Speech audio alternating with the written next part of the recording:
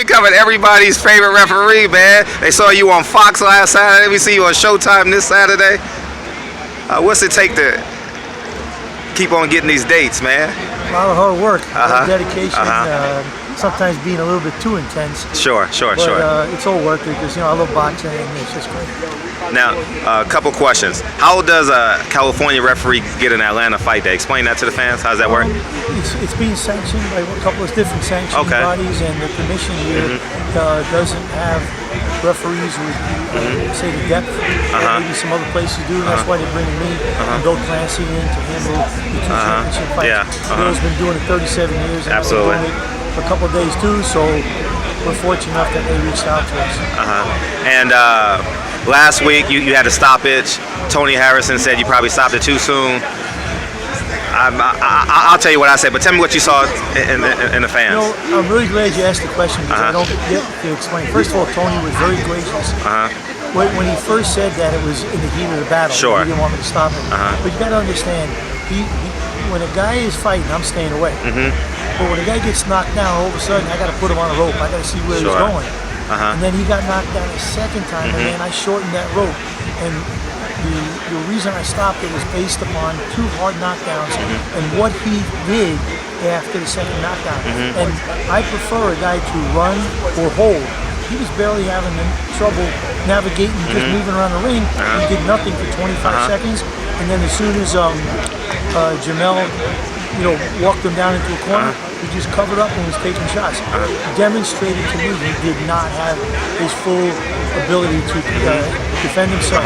So if he would have held or ran, I would have said he's got something there, but after that second knockdown, it was clearly out of it. If I gave him a shot, see what he could do. Once again, I agree with you. I was about 60 feet away from the action, and I said, I thought it was a good stoppage, and people said that Tony Harrison said he wished he had to continue went out on his shield, but I'm like, I don't think that's a good idea, in my humble opinion, after the fight, he did? Okay, good. He was so gracious. Okay, he realized, good. I guess maybe his dad told him, but I was looking out for his health. He did not have the full capabilities to intelligently defend himself, and he demonstrated that by what he did from the time of the second knockdown till I stopped it, which was not intelligent defense. It was kind of stumbling about and just, and that's why I'm there, man. He can hate me all he wants, but I'm going to have a beer with him 20 years from now, and he'll be thanking me.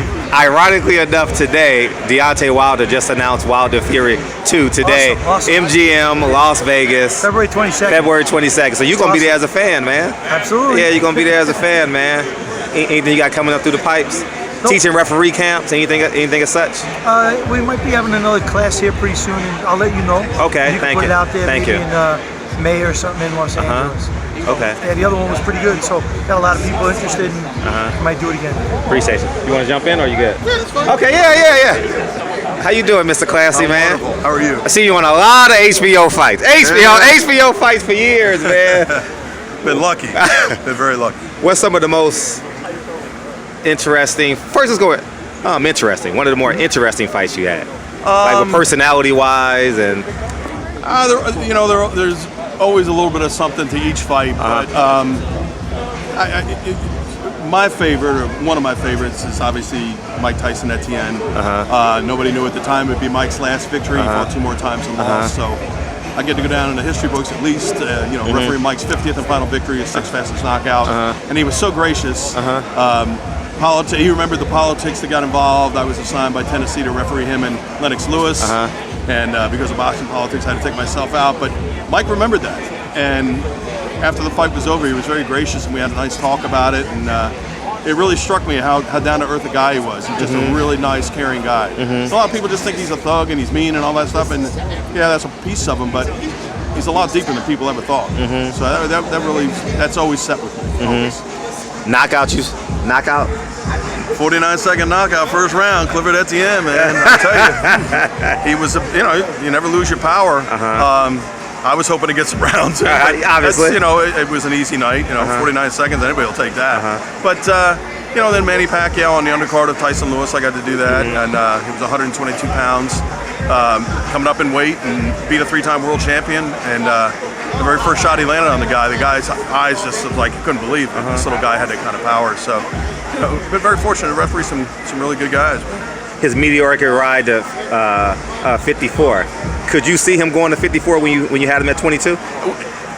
No, and here's why. He's such a small guy, but then you look at his legs, his calves, my God. Ginormous. It's like he's got inserts or something in there.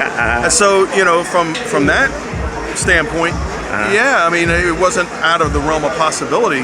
But just because of his height and so forth, I never would have thought he could have climbed that many weight classes. Not only climbed it, but be as competitive. I mean, think about it. For the past 12 years, he's been fighting top-notch guys every single fight You're out. absolutely right. It's amazing. You're absolutely right. amazing. You're absolutely right.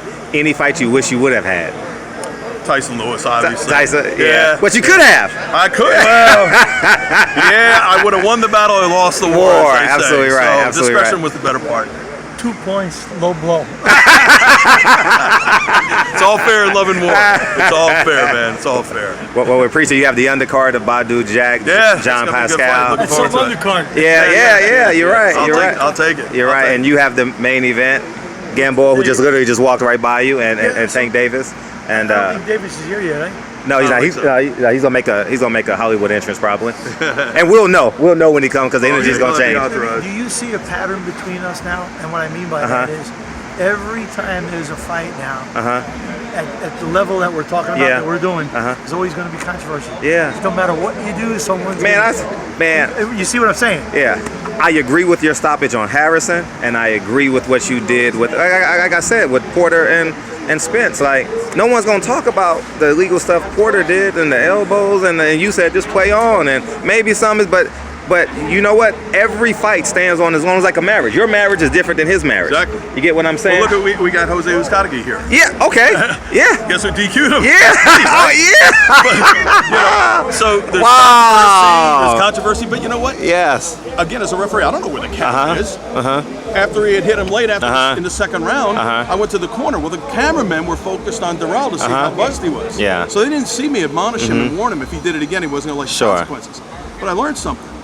If it ever happens again, I'll wait till the cameras are on. I mean, to start the next round, I should have called time and admonished him then. Had that been the case, it would have been a controversy. But you live and learn. Right. So what I'm addressing, what Bill's addressing is, this ain't the world of boxing that we grew up on. The way we knew the outcome of a fight 20 years ago is if we weren't there, we looked in the paper, maybe they had a little blurb. Now the fights are on YouTube before we step out of the ring. Well, so we are learning, we have to adapt to the new social media world, and we've got to be better at educating the public on why we're doing what we're doing. And we are. We're trying. We always talk about that stuff. And guys like Tom Taylor, and I converse with Big John McCarthy and other guys, and we're always talking about how do we educate them better now. It's not our father's world anymore. No, we critique ourselves after every fight. Yeah, wow. He lives in California, I'm in North Carolina. When he's done, I'm on the phone. When I'm done, he's on the phone with me, and we critique it in an effort not to criticize it, to make us better. And it's what could we have done different to have a better outcome or whatever. And it's all an education process. 37 years, I'm still learning. I'm learning every day. And you absolutely love boxing. Love it. People lose sight of the fact that we all love boxing. And on that note, like Bill was saying, so what could I have done different or better with Harrison and Charlo? I don't know if the camera caught it because it was really loud. So after the second knockdown, when he got up, I said, "You got to bring it. You got to show me something." Thinking that everybody would hear me telling him I'm getting ready.